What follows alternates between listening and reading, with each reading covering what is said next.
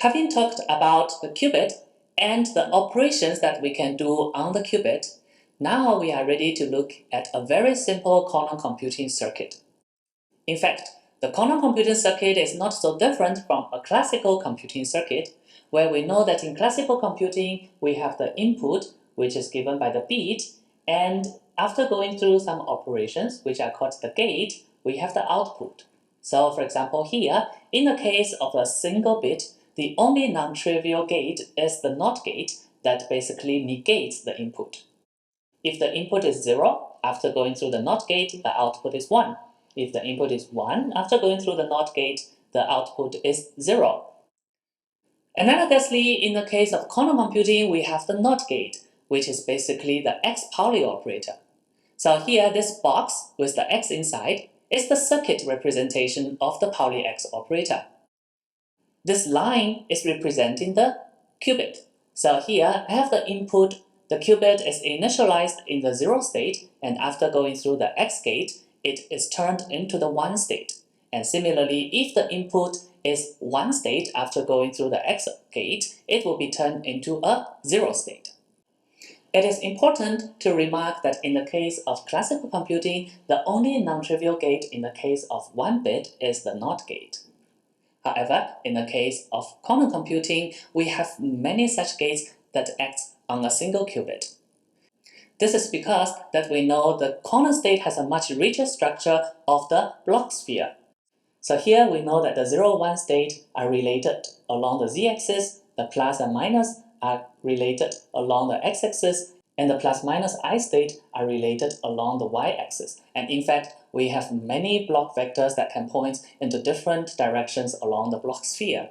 So besides the X gate, there are many other single qubit gates that we're going to study now. Well, we have actually already seen many quantum gates before, it's just they were called quantum operations or quantum operators before.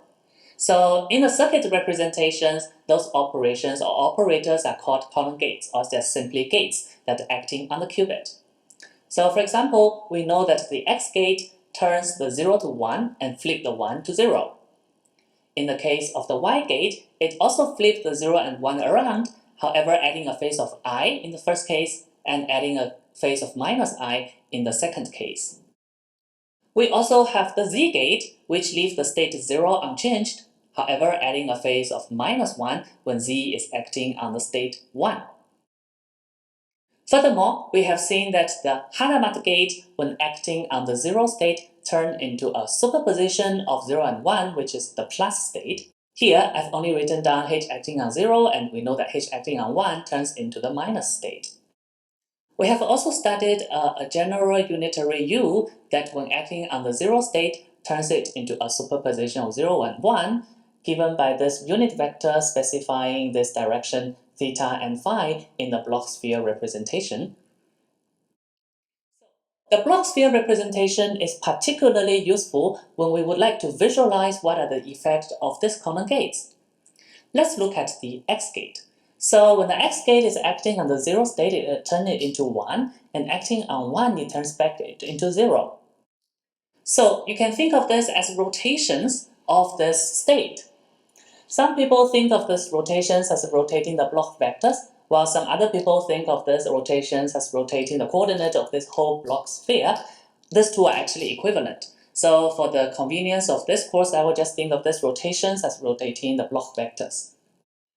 It is important to remark that this is a 180 rotation about the x-axis. So 0 upon rotating about the x-axis by 180 become 1, and then another rotation turns it back into 0. This rotation is around the x-axis. This is also because that we know the X gate acting on the plus state or the minus state leave the state unchanged, and this is exactly what we have studied in the previous eigenket equations. Similarly, the Y gate is a rotation around the y-axis by 180 degrees, and the Z gate is a rotation of 180 degrees around the z-axis. Let me repeat. The XYZ gate can be visualized in the Bloch sphere picture as rotations of the Bloch vector around the x-axis for X operator, around the y-axis for the y operator and around the z-axis for the z operator by an angle of pi radian or 180 degrees. Now, of course, upon two such rotations, it actually turns the state back into itself, and this is also quite easily verified because we know that all the Pauli operators has this important property that x squared, y squared, and z squared are all equal to the identity operator. So, two such consecutive rotations turns the state back into itself. How about the Hadamard gate? Well, let's see. So first, we can easily verify that the Hadamard gate or the Hadamard operator is equals to the x operator plus the z operator over square root of 2, as you can easily verify, perhaps using the matrix representation of all those operators. And we can understand this as a unit vector E dot sigma, where the unit vector E is pointing in the direction of 1 over square root of 2, 0, and 1 over square root of 2. So that picks up the x component and the z component of the Pauli operator, whereas this 1 over square root of 2. Now, we have already said that this E dot sigma picks up the Pauli operator in the direction specified by E, so we can also understand the Hadamard operator as a sort of a Pauli operator that is pointing in this direction, that is pointing halfway between the z-axis and the x-axis, so that means with the angle of 45 here.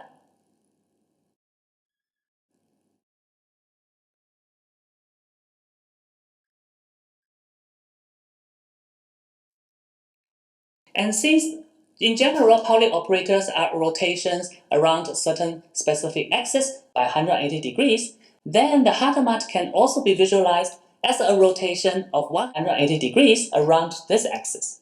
In fact, you can actually convince yourself quite easily that if you start with the zero state, upon rotating around this axis by 180 degrees, the state does turn into the plus state as it should. However, later we will see that this is one way to visualize the Hadamard gate as a single rotation. It is also possible to visualize the Hadamard gate as two or more than two consecutive rotations, and we will find out how.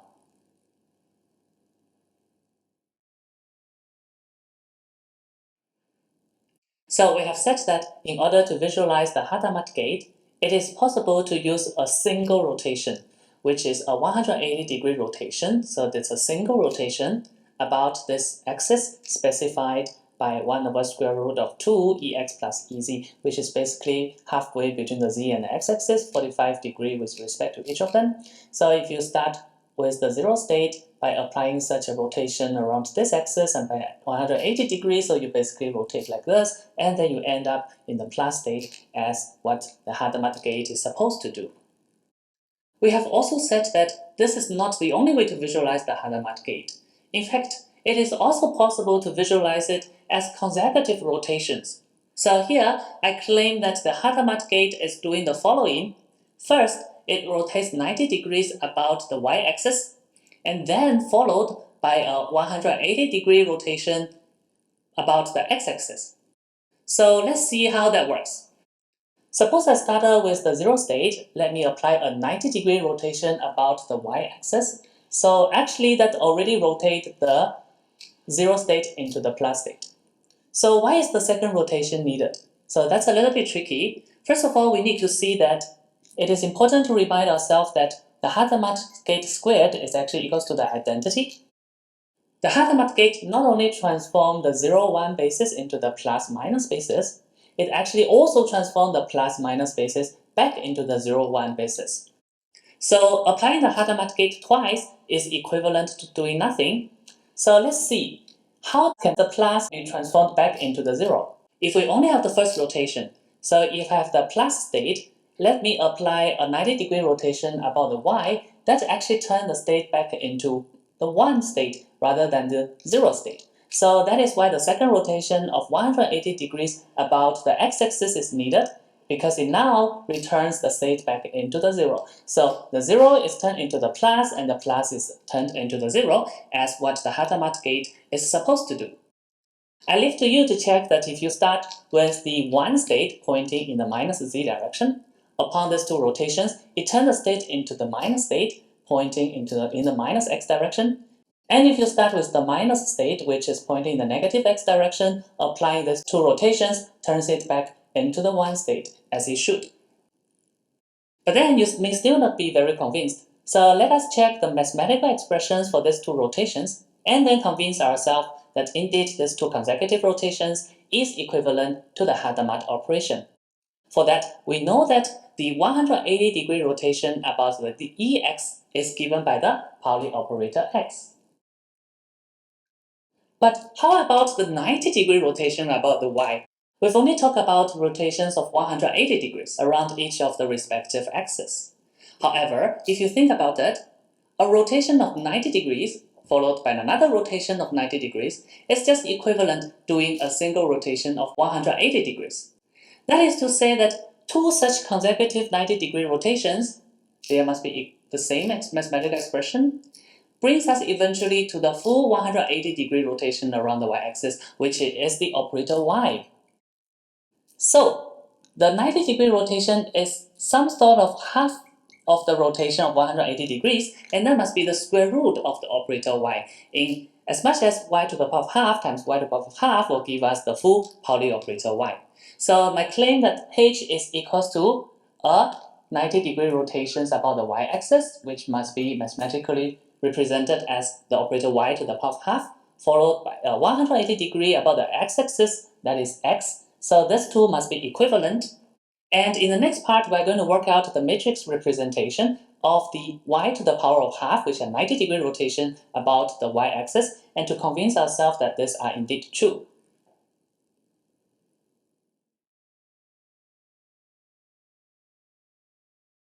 To work out the matrix representation of the square root of the Pauli y, we remind ourselves that a function of an operator is always defined on its eigenvalues in the eigenbasis of this operator. So let's say if I have general operator A that is diagonal in its eigenbasis, the lambda I are the eigenket over here, and this lambda i's are the eigenvalues. So if I want to find a function of this operator, it is basically working out the function of the eigenvalues in the same eigenbasis.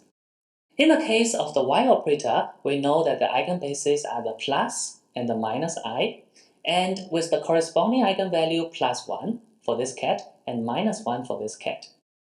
That means in order to find the square root of the y, we simply have to work out the square root of the two eigenvalues, which is 1 and the minus 1. There are some arbitrariness involved when we work out the square root of the eigenvalues, so there's the plus root and there's the minus root. But we learned before that such arbitrariness can actually be removed if we fix to a certain convention, and here we will stick to the convention that we are choosing the positive root. So here the positive root of 1 is simply 1, and the positive root of minus 1 is simply I. That is to say that the square root of the Pauli operator is simply 1 times the projector into the plus I and plus I, since the square root of minus 1 is I, and I times the other projector. So let us work out what this is. We remind ourselves that in the computational basis, the plus I ket is given by this. So for this part, we will have 1 over 2, and we have 1 I, and 1 minus I for the bra. And for the other part, we will have I over 2. For the ket, we have 1 and minus I. For the bra, we have 1 and I. So working this out, for the first projector, we have 1 minus I and 1. For the second projector, we have 1 I minus I and 1. So adding this together, we have half of, here we have 1 plus I. Here we have minus I minus 1. Here we have I plus 1, which is just 1 plus I. And finally, in the last entry over here, we have 1 and the I. So it's another 1 plus I. So actually all of them contain the same factor of 1 plus I, and this is actually the minus of 1 plus I. So this is basically 1 plus I over 2 of 1 minus 1, 1, and 1. For the matrix representation of the square root of the Pauli operator y. We have now worked out the matrix representation for the square root of the Pauli operator y, and we also know that the x is given by 0, 1, 1, 0, represented in the same computational basis. So now let's multiply with the square root of y and check what happens. So here I have 1 plus I over 2 plus 1 minus 1, 1, 1. So for the first entry here I have 1. For the second entry I have also 1. For the third entry I have 1 over here, and for the last entry I have minus 1. So you recognize the structure of the Hadamard already, but let's finish it.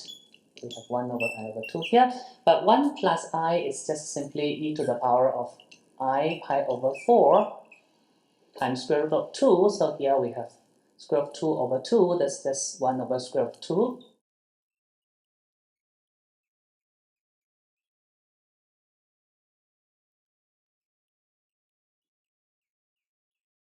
And we see that indeed this is the Hadamard up to a global irrelevant phase factor in front.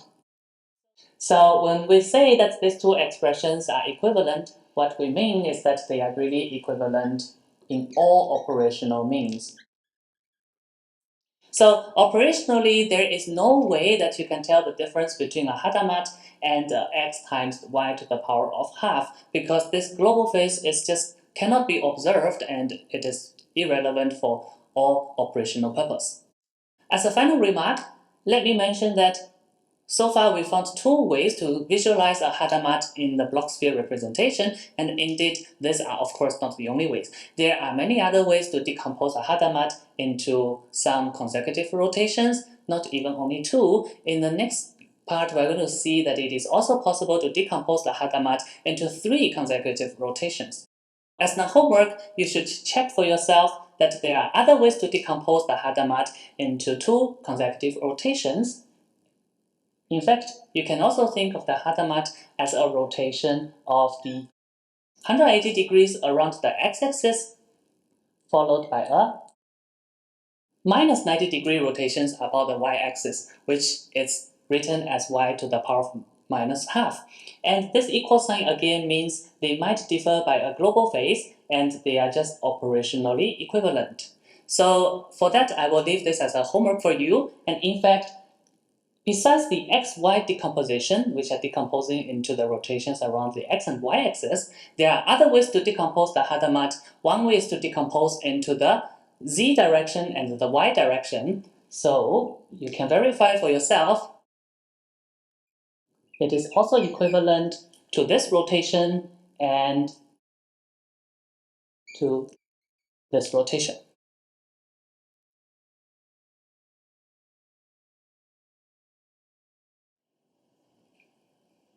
Previously, we have decomposed the Hadamard gate as composition of 2 rotations. However, it is also possible to decompose as 3 consecutive rotations. Here, I claim that the Hadamard gate is the same as doing a 90-degree rotation around the x-axis, followed by a 90-degree rotation around the z-axis, and another 90-degree rotation around the x-axis. Here, the same means they are operationally the same up to a global phase factor in front. As an exercise one more time to practice our spectral decomposition, we remind ourselves that a function of an operator is defined on its eigenvalues in the same eigenbasis. So for the square root of x, since x is diagonal in the plus-minus basis, the square root of x is still diagonal in the plus-minus basis, with the square root of 1 being 1 and the square root of minus 1 being I, taking this convention.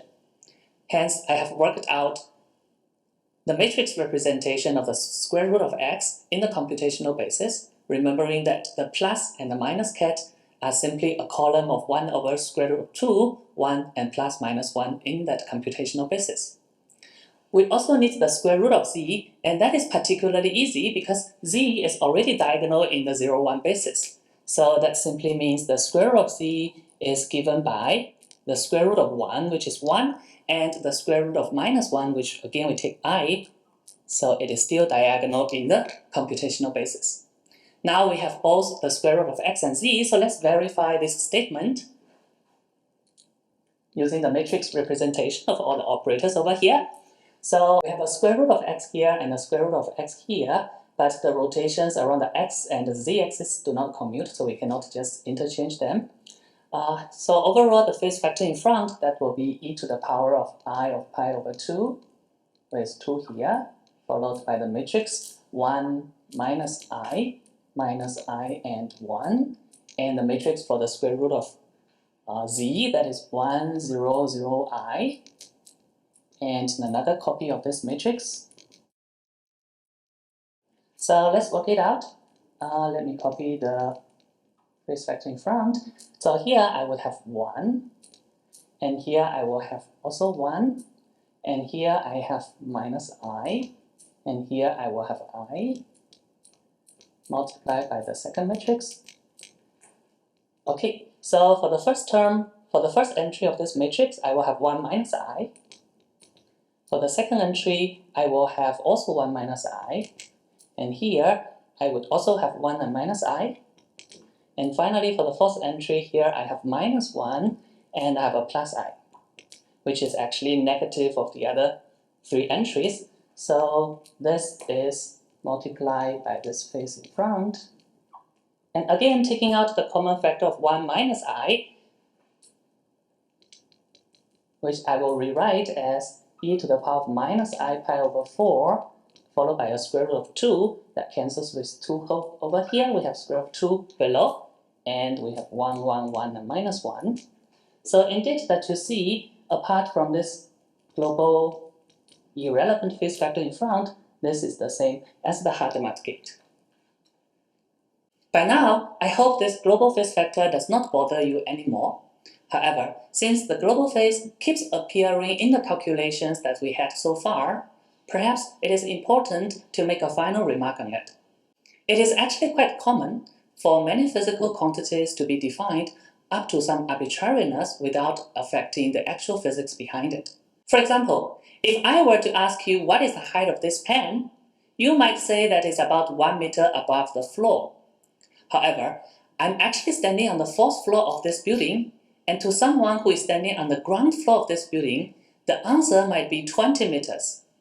And for the same reason, to someone else who has chosen the sea level as the reference point to define the zero height, the answer might be different from the 1 meter or the 20 meters again.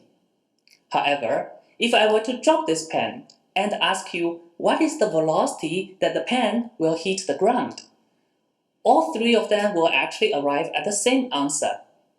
So here you see that the definition of the height of this pen depends on a reference that to choose as the 0 meter height, and that reference can be arbitrary. However, when we come to the physics behind it, for example, when I drop the pen, and we will all arrive at the same answer when we find the velocity of the pen upon it hitting the floor.